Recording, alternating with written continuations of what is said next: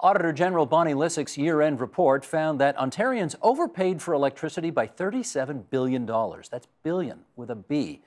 Joining us now to explore why rates keep rising and other mysteries of the energy file in Ontario, we welcome Lisa DeMarco, Senior Partner at DeMarco Allen LLP, Bracy Yauch, Executive Director, Consumer Policy Institute, and Martin Regg, political columnist for the Toronto Star. Is it too late to say Happy New Year? Let me say it anyway. Happy New Year, everybody. Glad to have you here back on the agenda. Let's start with this. Bonnie Lysyc obviously gave a very poor vote of confidence, Lisa, to the province's ability to manage its energy portfolio. Do you think her criticisms are valid? Not entirely, Steve. I think that she really missed the overarching context that we're now living in. And that is, we're in the process of transitioning to a lower carbon economy. So we didn't see any consideration of the actual cost of carbon in our electricity system. We didn't see any consideration of the social cost of carbon, which is the broader implications of the impacts on agriculture, the environment, etc. We didn't see the value of innovation reflected, and certainly we didn't see conservation, the gift that keeps on giving. So she got it all right, except for all those things she forgot. I think there were a couple valid points in there, but certainly those are big ones, and they amount to about $5 billion if you total them. Okay, before I hear from you, Brady, why don't we hear from the Auditor General herself, and here's how she put it. Sheldon, if you would, roll the clip.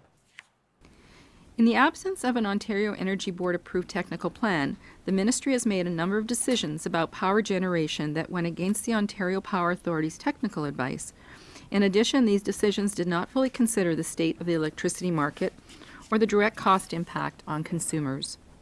For example, we calculated that electricity consumers have had to pay $9.2 billion more for power from renewable energy projects under the Ministry's current Guaranteed Price Renewable Program than they would have under the previous procurement program. Okay, Brady, as I get your response to this, I want you, first of all, to look up at the monitor there, because we're going to bring up a chart that you guys put together. Now, you've taken the price of electricity per kilowatt hour, which is how they measure it, the price per kilowatt hour, and have adjusted it to inflation, and that's what you found. Now, take us through the chart here, if you would, and tell us what's important here. Yeah, the chart on the left, the numbers on the left show that that's what you were paying for power, just the commodity portion of power in 2006. On the far right shows what those power rates have increased to. In fact, they've gone up even higher since then, because this report was done before November. But in the middle, you see, had those rates gone up for inflation, that's where they would be now. So if they'd gone up only by inflation, the numbers in the middle is where we ought to be. But in fact, where we are the numbers on the right, actually a little higher. So clearly we're doing worse than inflation here. We're going faster than inflation. And your explanation is what? Well, it's a variety of policies, and in response to the Auditor General comment, I think her report was pretty good. I think her main criticism that the way we plan for energy in this province is broken, that all the independent critics have been silenced. The government has gone ahead with its policies regardless of advice to the contrary. And I think she highlighted that, and she went through a number of different areas. Some of her numbers are up for debate, and that's a fair criticism, but I think her overall point that the way that we do energy in this province is fundamentally broken, I think was fair, and I think the fact that your bills keep on going up faster than inflation, all ratepayers can see that's something that's not right. We have one not sold on the auditor's report. We have one pretty sold on the auditor's report. And this is where we bring in Martin to be the arbiter of competing interests. How did you look at it? Well, I thought that the auditor showed that she's very good at 2020 vision. I think a lot of her criticisms and number crunching proved to be valid. I think what was missing from the report was context. I mean, the auditor is a lot like a journalist or anybody else. You know, the AG, as we call her, she's not an almighty god. She's not a guru. She's somebody who is a bean counter in the best sense of the word. She looks at numbers and she looks at contradictions and things that are missing. And what journalists often are accused of is taking things out of context. I think what the auditor did in this case is give us a lot of numbers, and in some cases had some fun with numbers, even mischief with numbers, without giving the full context. So getting rid of coal, that's a big investment, that's a big sacrifice. Smart meters have potential, not fully used yet, to help with conservation. Saying that we're paying a lot for conservation and then telling us we shouldn't bother with conservation, or implying that is, I think, taking things out of context. Is that the mischief that you're referring to? I think so. I think people understand. You know, there's a sign outside the door of this studio which says, "Please use a revolving door to save energy." I mean, by her logic, we should take that sign away and say, "Please do not use the revolving door until further notice, because we have a temporary surplus of electricity. Use the regular door and let the heat go out." That's not wise policy. I'm delighted to see you're so observant when you walk into this building. That's great. Here's what Jatin Nathwani from the University of Waterloo, he's a Canada Research Chair, one of Canada's foremost energy experts. We're going to have a little segment here on what he wrote about the Auditor General's report. He says she makes much of the increase in global adjustment fees from $650 million in 2006 to $7 billion in 2014. But this is a simple reflection of payments to contracted generators who have invested in Ontario. Any suggestion of huge excess costs above market prices does not correctly reflect the Ontario situation. All right, Brady, I got to get you to respond to that first off. He seems to think there's less there than meets the eye. Sure, I think her criticism that the planning system is broken actually goes right to the Ontario wholesale market that he's referring to. So that price that she's talking about, the wholesale market price, it is distorted. It's not right. It doesn't mean a lot, and that's because the government has spent 10 years basically circumventing that market and implementing all sorts of policies that generators or other sorts of investors in the power system don't actually have to deal with a market when they plan in this province. And I think that's a serious problem, that markets give you signals on supply and demand and all sorts of other things that we can take and people invest in the province can use. But the province, the government, or mostly elected officials, have purposely circumvented it. Lisa, what's your view on Jatin's I point think here? he's got it right. I don't think she fully grasped that the global adjustment is a critical part of the price of power in Ontario. You want to tell us what the global adjustment is? I will. I will attempt to. The global adjustment is a measure that includes contracted power in the province. So our baseload hydro, much of our baseload nuclear, is charged through the global adjustment. It includes the cost of renewables, it includes the cost of conservation, and it includes the cost of non-utility gas or cogeneration units. NUGs. NUGs. Oh, you're good. You know the acronyms. So that's all reflected in the global adjustment, and that is coupled with the hourly Ontario energy price. You going to feed in here? HOEP. Oh, that one I didn't know. This is a new one. HOEP? HOEP. Which stands for? Hourly Ontario energy price. HOEP. That couples with the GA, or global adjustment, to make the total power price in the province. Everybody still with us? Still with us here? Hanging in there? Okay, Martin, add to that by informing us how all of what Lisa just said affects the actual price per kilowatt hour that we pay of electricity. So Lisa's done an admirable job of explaining it. I think we have to think of and therein lies part of the problem with the auditor's report. She argued that we have, I think, $8 or $9 billion that we're paying in excess of the so-called market price. Mm-hmm. The market price is what journalists and auditors and everyone uses as shorthand for this market that we've talked about. Think of it more as a spot market price, or think of it as the last-minute club for getting that deal to go to Jamaica or somewhere in the Caribbean. You can't actually plan a trip for 2 years from now on that same basis as the last-minute club price for a trip that leaves in 48 hours. So the spot market, the last-minute club, gives you the best prices at giveaway prices, but you can't get an airline to supply you a seat 2 years from now at that price. They have to invest in fleet, in fuel, and other things. So same idea for the energy system. By analogy, with the global adjustment, I hate that word because it's globally incomprehensible. It tries to factor in the real price. You know, that fuel supplement that you pay for your ticket, everything else you pay for the counters and the baggage handlers and everything else. That's the extra fee that you pay on WestJet and Air Canada for your luggage. That's all on the global adjustment. And that's where she drew this $8 or $9 billion difference going back over several, I guess, 7 or 8 years. This is what we paid over the spot price. Well, no, you can't buy anything at the spot price except at that instant in time. And it's gone because that was 2 instants ago. Okay.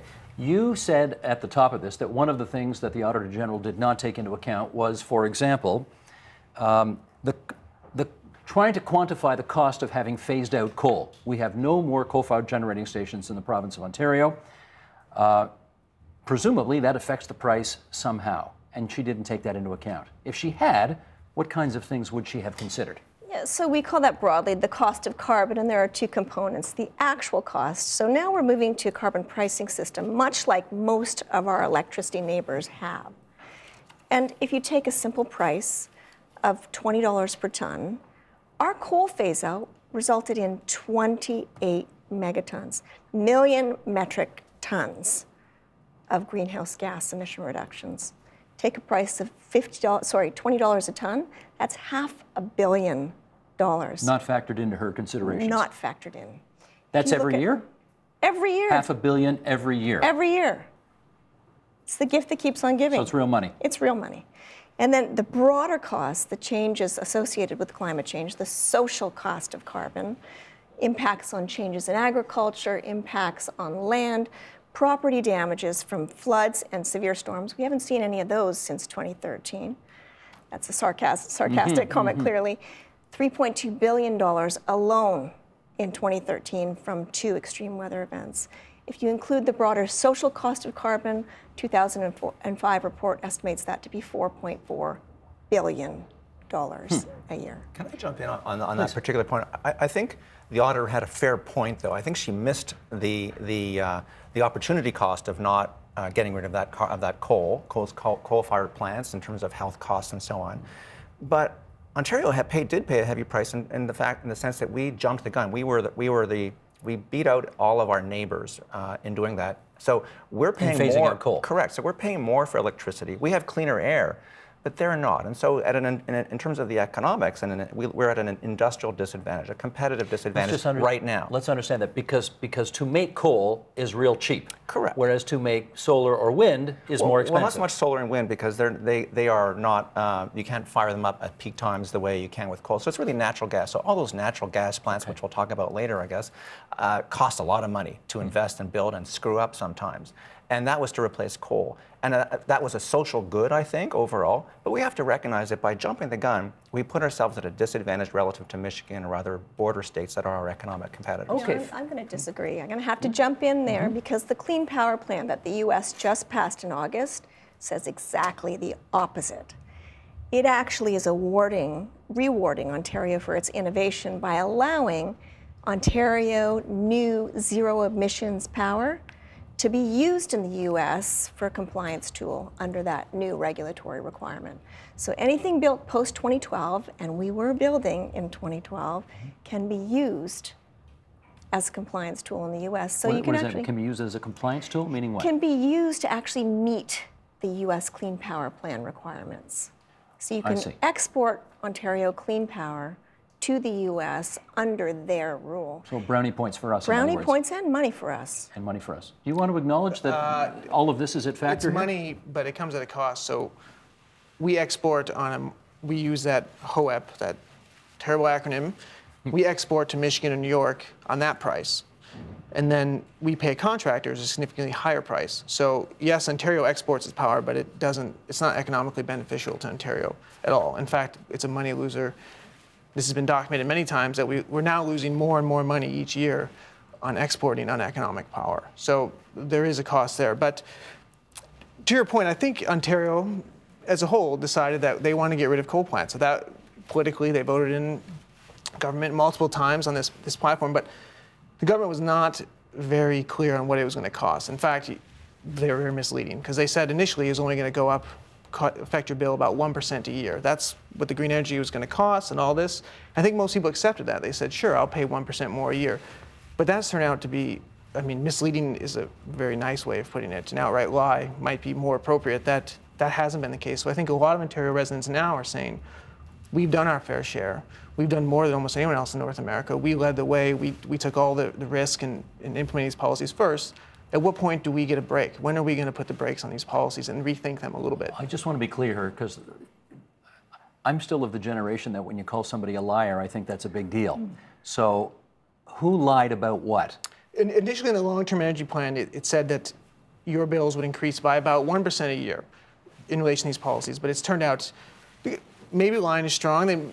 They may have meant in their best intentions that it would only be 1% a year. But it hasn't turned out that. And we've had many years of that not being the case. Hasn't turned out that way, but would you say they knowingly, falsely promised that this would happen? No, they might have just rushed into it and thought that this would work out, and it hasn't. And it didn't work out. You want to add anything to that about whether or not the McGuinty government, quote unquote, lied about the advantages of phasing out coal? I think they might have been optimistic in the same way that they promised they could get 25,000 refugees into Canada by 2 weeks ago. Those were different Liberals. Same idea, though. I mean, Yeah. politicians is what I meant to say. But I think I think that the important point is being made here that Ontario voters did vote to get rid of coal. That was an actionable campaign promise. They may not have realized what the price would be. That's part of politics. But I think the Auditor General is a bit oblivious to that Ontarians did want to get rid of coal-fired power plants. It was a popular decision. Somebody brought up smart meters earlier, and let's do a little follow-up on that. Sandra, you got this clip ready? Should we do this now? Smart meters. Let's go. Roll it, please. The meters have been installed and the technology is there, but we think that there's still things that need to be done to show that that investment was worth $2 billion. And I think that's something that down the road, people will be looking for. What we're recommending they do is on a go-forward basis, when there are major decisions to be made in the electricity industry in Ontario, that there should be solid cost-benefit analysis in place. Brady, smart meters are supposed to make us use power more intelligently. Is it a strategy that's working? I mean, conservation has been successful in the sense that Ontario is using a lot less power now than it was years ago. In fact, I think in 2015, the amount of power we used was at the same level it was in 1997. So something is happening where we're using less power. So that is, in that sense, has been successful. The Smart Meter program was problematic in the sense that it was sold on us that it only cost $1 billion. That was the initial estimate. It ended up costing $2 billion and counting. It's still not fully operational. And a lot of the data and various initiatives they thought they could pull out of the smart meter program didn't actually come to fruition, or haven't yet. They might sometime in the future. Did they lie about it? No, never mind. I'm kidding. What do you? Okay, smart meters, conservation. Are we getting the bang for the buck we were promised? I certainly think that she's missed the boat entirely there as well. The Auditor General? Absolutely. We were in Paris during the climate negotiations where the rest of the world was commending and actually giving Ontario awards for its broader policies, including especially smart meters and the big data that comes from smart meters and the shift of time of use that we actually have implemented in our dishwashers, in our washing machines. Let's just explain. Meaning if you use them after 7 p.m. That's right. or Cheaper before 7 times. a.m., cheaper. Yeah, and by and large, the Ontario public has responded quite well to that. So I think, number one, we're starting to see real people respond to the information that's being provided through our smart meters. Secondly, we're starting to see the benefits of the data. Nest, nice little home comfort thermostat that tailors to your usage. Your smart apps on your phone that allows you to tailor your energy usage. And the associated Powerwall and other energy storage devices that are really making sense when you have the data to understand how you're using. Am I wrong about this? But every time I'm at Queen's Park and I talk to somebody about smart meters, everybody says that politically they're a turkey, that it's an issue that just hasn't worked well for the Liberal government. Do you agree? I think it's easy for the opposition and for critics to make smart meters look and sound dumb, but I think that's short-selling them. Look, I think the Auditor General has some good points on them. I think everyone in the energy industry recognizes that there have been shortfalls, that there was a lot promised with smart meters, and we're not nearly there yet. But conceptually, the idea of using digital technology to measure usage and allow the suppliers to be wired into that in real time makes complete sense. It's the future, it's here. The implementation, the execution have clearly been expensive and inefficient in the sense that, and the auditor points out, that only a fraction of the data that is actually being used now. But it's going to take time, and to expect implementation and execution to flow flawlessly is frankly unrealistic given what we're dealing with. Let me get you to follow up with this. There's no shortage of stories ever, in your paper and others, about how the energy file has gone to hell in a handcart, right? Just disasters happening everywhere, starting from gas plants, smart meters, on and on and on. If you were to point to some of the successes that this government has had over the past, what have they been in now? Almost 13 years in power. What would you look at? That's a big exhale. Well, I guess let me start with one. Give me one bad, and I'll give you a couple good. Okay. So the one bad, in my view, is what I would call the stealth privatization of the energy sector. starting with Bruce, but including the Bruce Nuclear? Yes, and also the gas-fired power plants, which were all taken away from OPG, our publicly owned utility, and given to private competitors and bidders, which we'll talk about later. And so we've lost a lot of control in terms of public policy. On the good side, I think we're in an energy surplus now, partly because our economy has tanked for a few years. But we're not risking the brownout. So there were billions of dollars invested in upgrading transmission lines. The auditor has pointed out there's still much more to be done with Hydro One's transmission. So we have nukes. I think renewables. We moved in an aggressive way, perhaps in a reckless way in terms of pricing. But you'll hear arguments on both sides on that. So we changed the supply mix. And we got rid of coal, which was a huge thing to do. Green energy was a job creation strategy that was very creative, very risky, and has had mixed results. But that was part of the mix as well.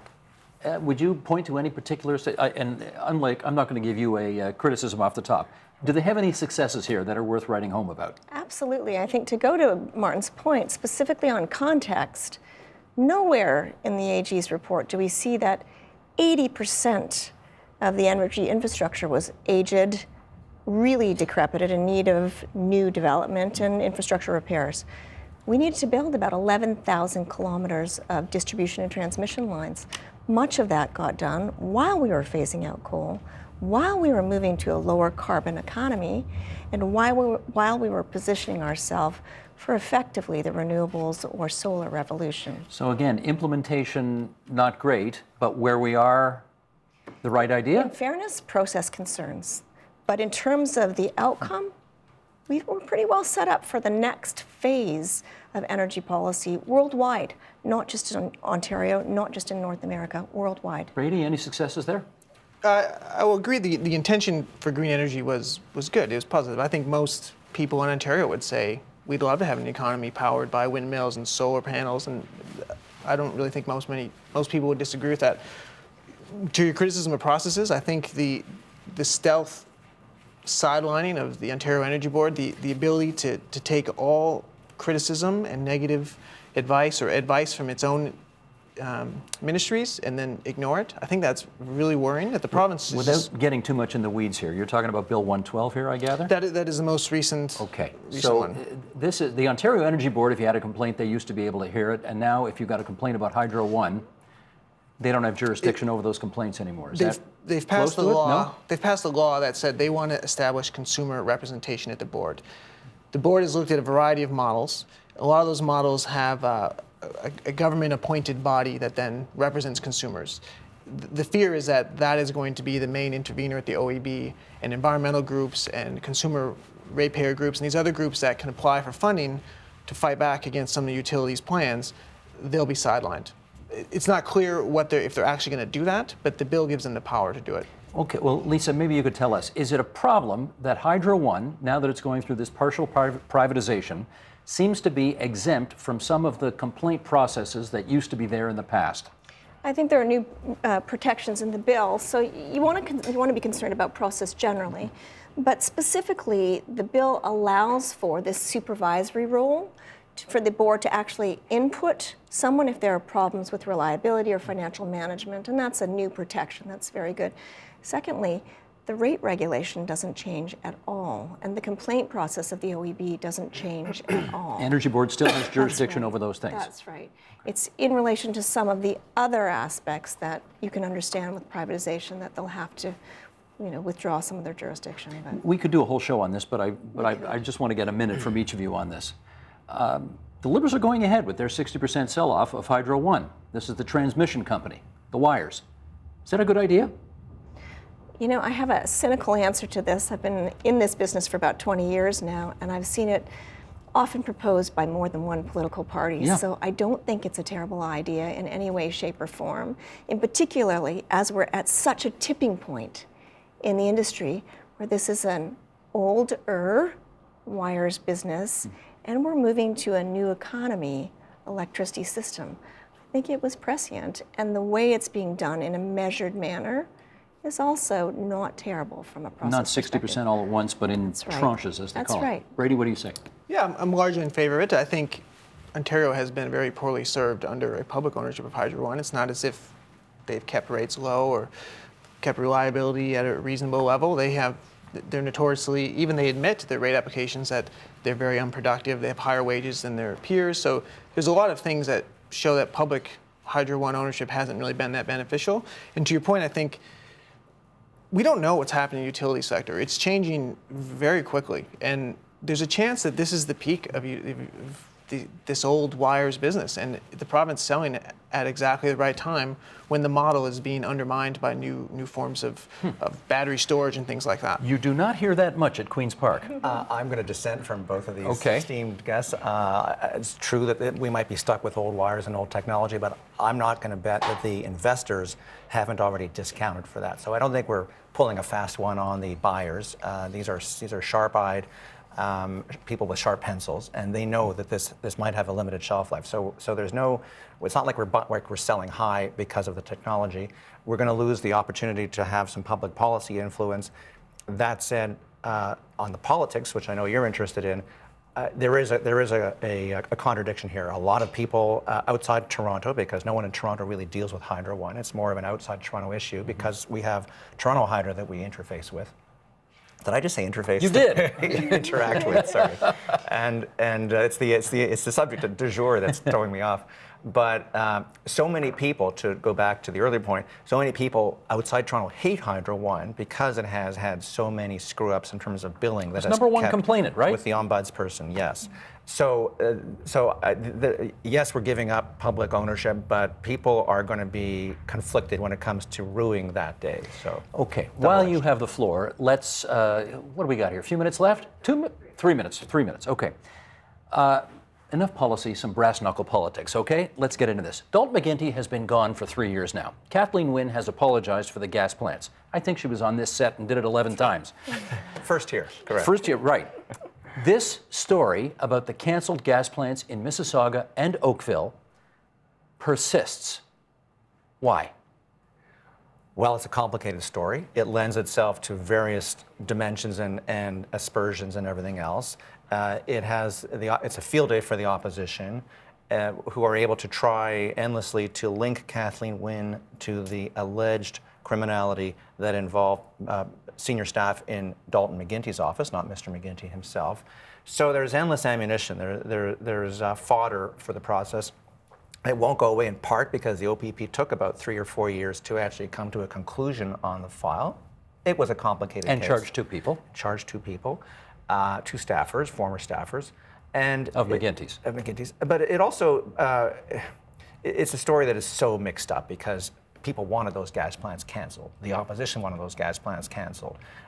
Did the Liberals do it in an efficient way, in a transparent way? Not particularly. I think Kathleen Wynne admitted they did it in a politically craven way. Correct, and in an economically inefficient way. And the auditor has, to her credit, documented a lot of screw-ups by the Premier's office and by the former OPA, the Ontario Power Agency.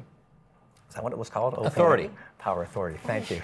Thank goodness that acronym is no longer We are with getting us. our acronyms together It's part of the IESO, which we won't. Oh explain. my! There'll be a test. Independent at the end. Electricity System Operator. Operator. Yes. Okay, enough acronyms. We're done now. She's giving me the hook here. We got 30 seconds left, and I do want to ask you, because you're going to be back visiting us on a semi-regular basis, I gather, in the days and months to come. So I just want you to set the table for us a little bit. In 30 seconds, what are you watching for unfolding in this new year at Queen's Park? So a few sleeper issues. First of all, the opposition will continue on criminality, Sudbury, and gas plants. That's going to be, as they have for the last 3 years, nothing much new there. The court cases will be interesting, but they may take a while. What I'm going to be watching for is a bunch of acronyms. ORPP, the Ontario Retirement Pension Plan, is going to be coming online starting roughly in 2017. So there's 12 or so months for that to happen. Children's Aid was part of the auditor's report, and Kathleen Wynne has talked about serious reforms for those CASs across the province. I think PCs, the Progressive Conservative Party, have a new leader, Patrick Brown, elected last spring. He's going to come out of the shadows in the next year, and we'll see more of what kind of threat he perhaps poses for the government. And one last acronym, LCBO. We're going to see wine in supermarkets probably sometime in the next 12 months or so. We saw beer come in time for Christmas. Wine is much more complicated than beer, my other favorite subject, and we'll have to watch that one. And maybe marijuana at the LCBO Correct. someday. We We can shall have see. a party. We shall see. Lisa DeMarco from DeMarco Allen LLP. It's good to have you back here at TVO. Brady Yauch from the Consumer Policy Institute. Thank you for coming. Martin Regg, Cohn, as always, and we'll see you again down the road. Thanks, everybody. Thanks, Steve. Help TVO create a better world through the power of learning. Visit supporttvo.org and make a tax-deductible donation today.